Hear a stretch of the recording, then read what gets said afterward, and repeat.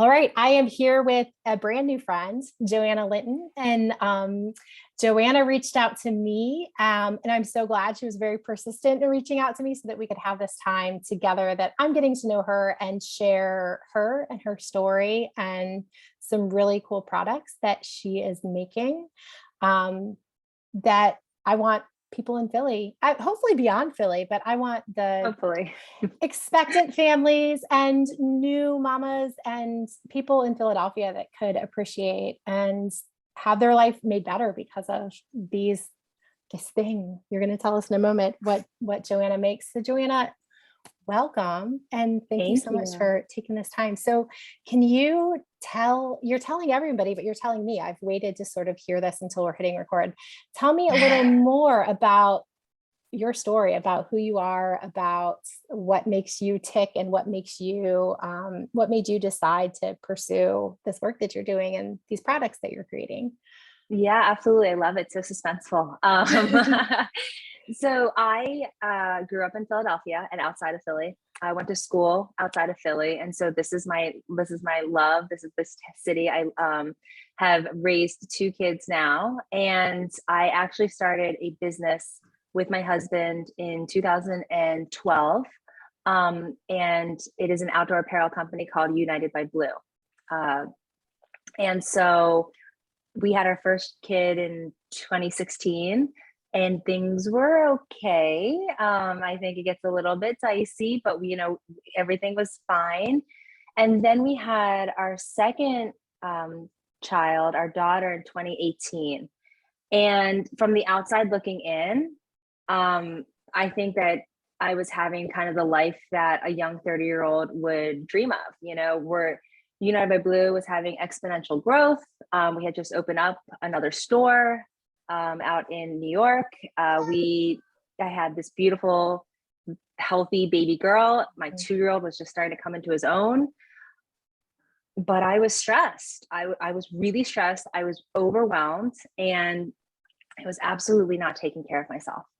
And so that year, I actually went to the ER 3 times in about 7 months from these stomach pains.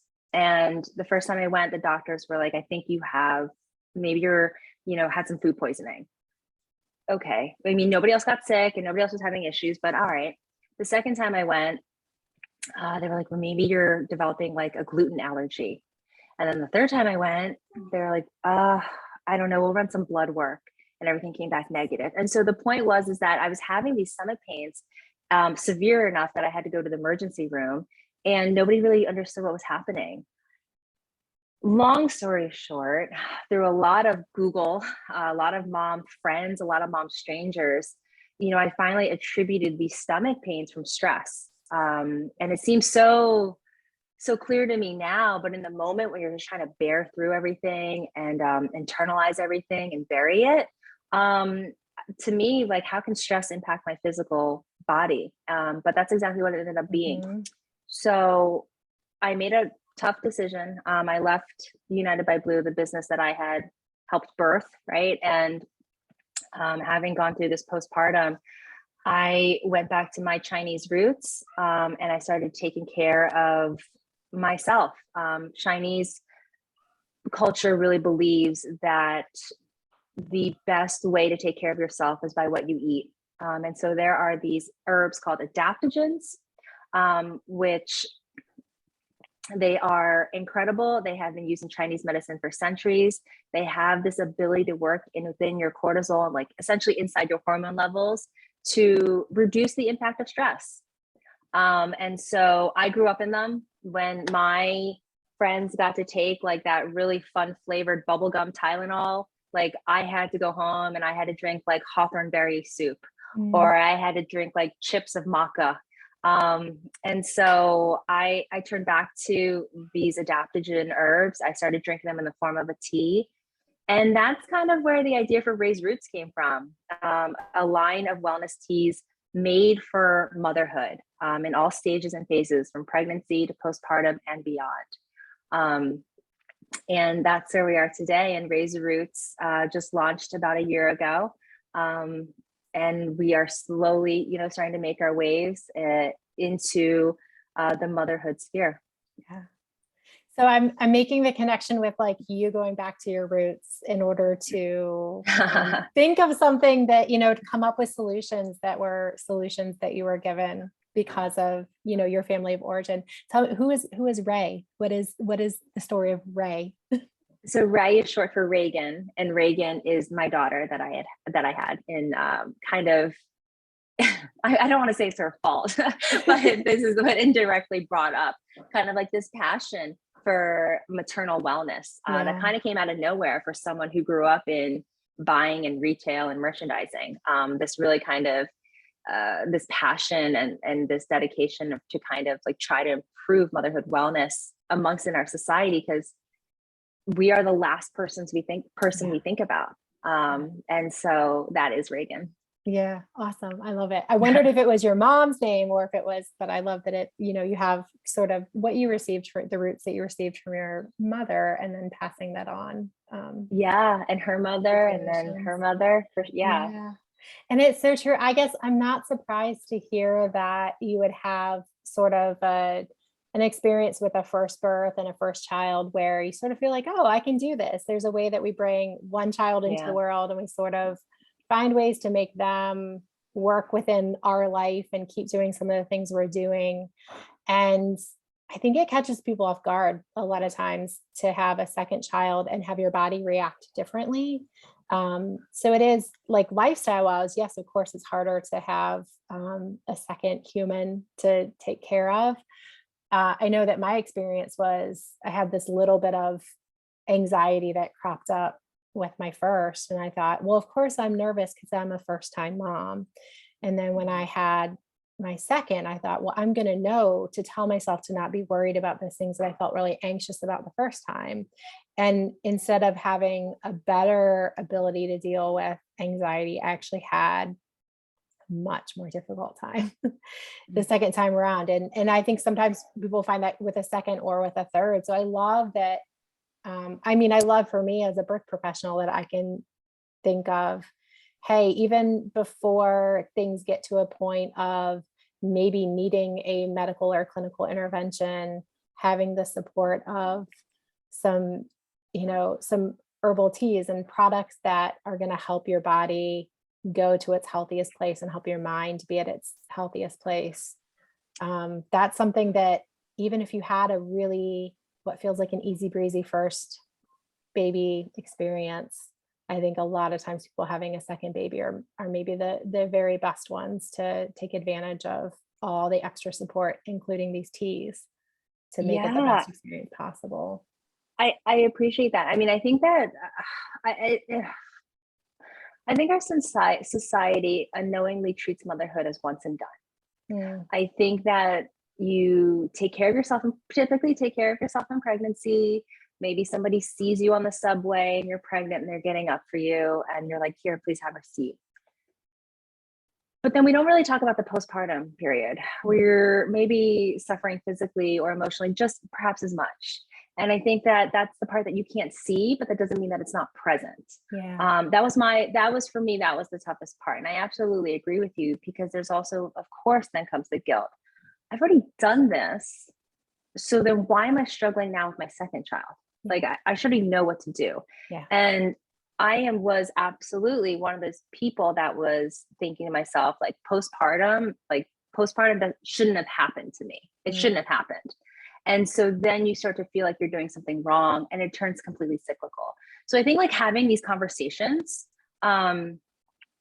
with a fellow mom, with a mom stranger, with anybody really, is the healthiest way to kind of get through all of this, to understand that you're absolutely not alone. A mother of four.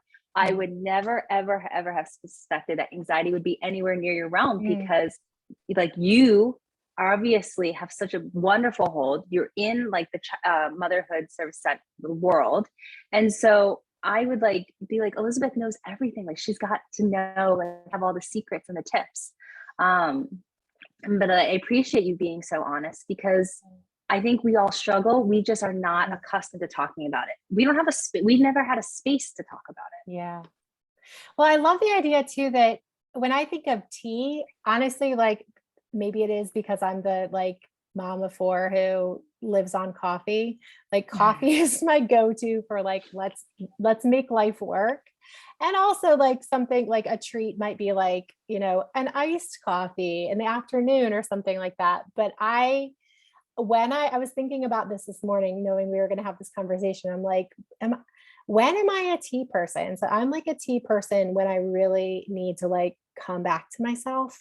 Like if I need to, like if I'm not feeling well, like I'll turn to tea. And I think of tea as like something that I had when I was sick as a kid. That was what my mom would like make me tea to if I had a cold, or if my stomach wasn't feeling well and I really couldn't tolerate food. Like we have the brat diet, the broth, rice, applesauce, and tea. And so but I think I like coffee is like our go-getter, like make it happen attitude of the world. But I feel like tea is like what you sit down to when you're going to take care of yourself. And like you said, for that community of needing other people, I love this image of maybe like sitting down to some Raes Roots tea with some other people in a support group or in a conversation, or even if like people have to do it virtually, and hop on a Zoom support group with some other people and having something that is good for their body and that is going to support what their needs are, what their body's needs are, instead of that we do just kind of like, I'm so guilty of it. Like, let me just fuel myself with more coffee so that I can push through and get it done. But sometimes instead of the pushing through, it's really the self-care is what we need. I appreciate that. Yeah, when I was thinking about when I was going through the product development of what I was going to do, because adaptogens can be ingested in any form, I was like, okay, well, so you can do a pill, you could do like a granola bar, right? You could do something that was, and that's like quick and go. I came back to tea, going back to my roots, because tea has always been a very communal object. You invite people over for tea, you talk over tea, and not only is it good for you, but in the same time, like it was almost like you're going through all these emotions of new motherhood, or second time motherhood, or what have you. You need a moment for yourself, and tea almost forces you to do that. Yeah. Like there's a ritual and there's steps to it. You have to wait for the water to boil. You have to wait for the tea to steep. And it forces you to take that deep breath, as opposed to like a pill you pop on the way out, as opposed to say like a lactation bar that you're mindlessly eating as you're like, running errands. And so I appreciate that. There was a very like specific mindfulness that I had to set out when I was developing the tea. And then adaptogens kind of like in its core is also something that kind of takes a long time to work within your body. It's not like an energy shot. It's not like a one night fix. I think products that promise those types of things that have to do with your health and wellness are actually the problem. Yeah. Because wellness is a journey. It's a very long, twisty, windy journey. And so adaptogens will reduce stress in your body, and then it'll reduce the impacts of stress. And so things like maybe fatigue, headaches, muscle achiness, for me, it's acne that maybe pop up a lot when you're stressed, slowly start to go away. And that's how adaptogens work. So it's all kind of about the same thing with motherhood, right? Motherhood is a journey. That term's so overused, but I really can't think of any other way to put it. Motherhood is a journey. And it isn't like all of a sudden you'll wake up and you'll get the hang of it. Things are constantly changing. Even when you get like that feeding routine down, your baby all of a sudden starts changing, and they need to eat less, so they're eating more. And so it's kind of like all simultaneous, kind of like going together, this whole idea of tea and adaptogens and a mother's wellness. Yeah. Yeah. I love that.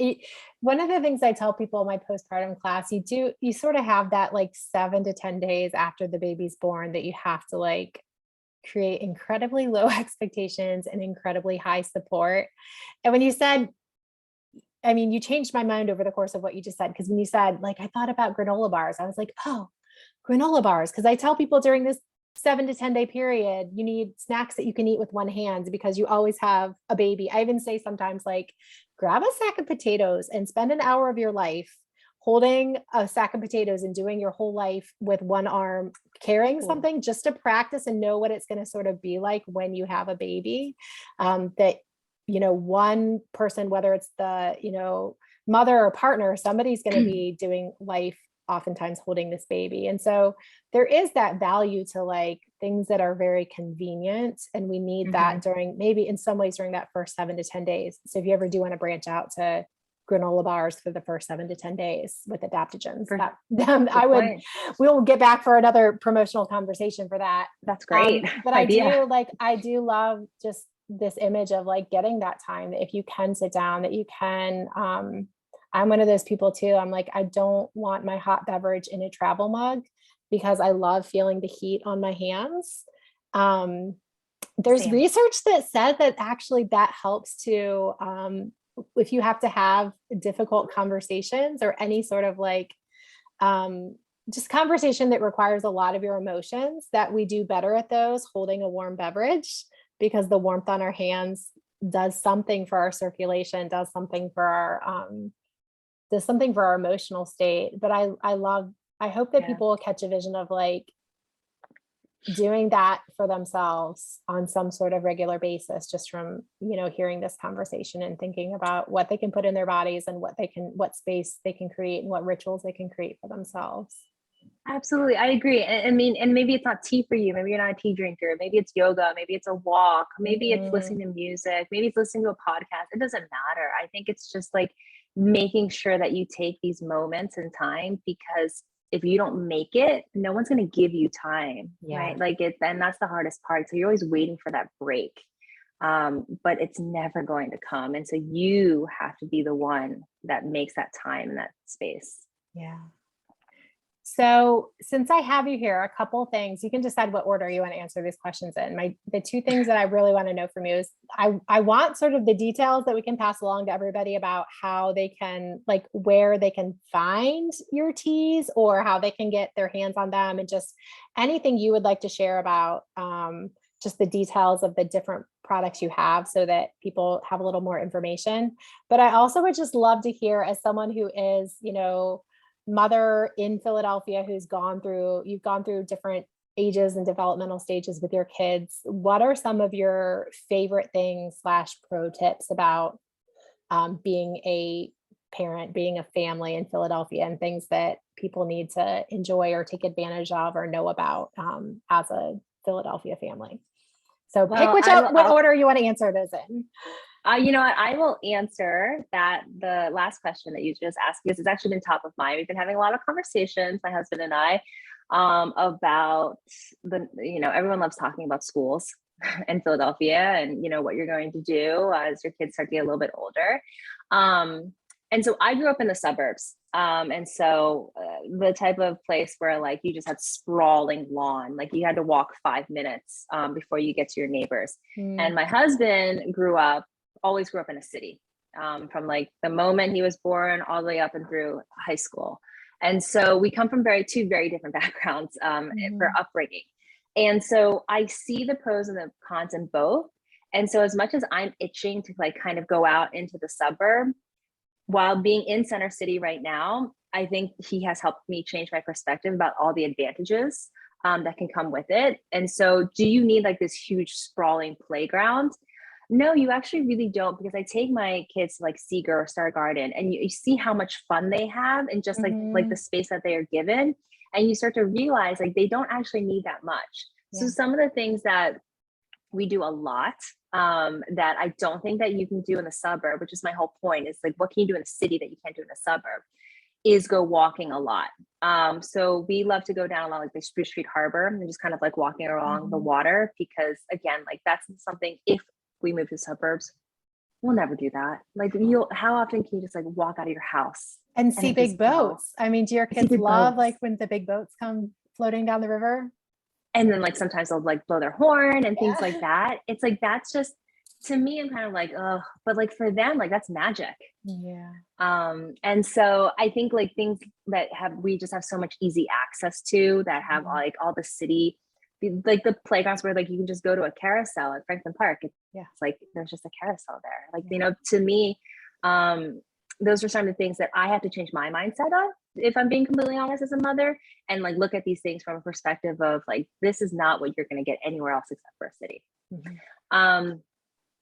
And then in regards to Raes Roots, you can find them on our website. We're also sold at Macy's. And then locally, we are actually Minnow Lane, Okay. which is a phenomenal beauty store. Yeah. And so, yeah, and I don't know if anybody knows of any other suggestions in the city Mhm. or elsewhere. I would love to hear them. Yeah, for sure. Yeah, if this can be a opportunity for people to say like, I want to help get these products in more places, that would be awesome. We can get, Yeah, but yeah, Minnow I really Lane. appreciate it.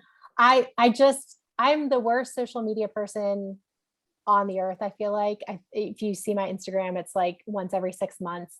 Oh, But when it's I hard. am inspired, I actually took a bunch of pictures that I never posted because I was at Minnow Lane to teach my postpartum breastfeeding and newborn class this past Sunday. And I'm like, this place is so magical. It's so just, I want everything. I don't want everything because I love how it's set up and it makes you like see the beauty of natural products and minimalism, and it just casts a vision of, what a beautiful space and childhood you can give to your kids.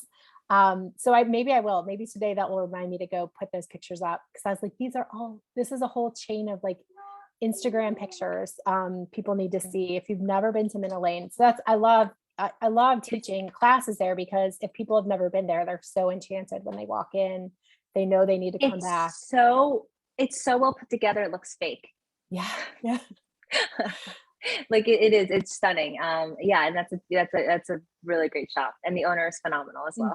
Yeah, that's one of the places. There's a few places in Philly where I say if you have to go to a birthday party for a kid who has everything, go to Minnow Lane. You'll find something that they don't have anywhere else. You'll be able to give a really beautiful gift, and it's probably something that the parents won't even mind cluttering their house either, because it'll be a nice, thoughtful It's object. a piece of art. Yeah, exactly. Cool. So Minnow Lane will be a great place to direct people, and hopefully before too long it'll be just easier. There'll be more places, but I will definitely along with this, we'll link your website and your social media, everything, so that people can easily find, easily follow, find out if they can follow you on social media. Then they'll know when Raes Roots is going to be in more Thank locations. you. Yeah, but Thanks for it's having so me. nice. It's just really nice to connect again. I wish I should have made myself a cup of tea for this. That's the only thing that could have made this better. But it can be so isolating, being a parent. And so I hope that just the sort of virtual community that's built by having faces and voices that people can pop on this website and experience this conversation. I hope that it gives somebody a little piece of what they need, and also just gives them a reason to reach out and connect some more. So thanks for what you're doing. Thanks for reaching out to me and sticking with me. So yeah, I'm horrible at social media, and I'm also like, every single email I send out, every email reply, the first sentence is, please forgive me for taking so long to reply. So thank you for the sweet reward of, that it was so worth it for me to reach back out to you and to make this conversation happen. And I'm really super happy to have met you and super happy to get to share you with other Philadelphia families. Same. Thanks for having me. Thanks for the great, open, honest conversation as well. I think that these are the types of things that pushes motherhood forward. So Wonderful. thank you so much for having me. Mm-hmm.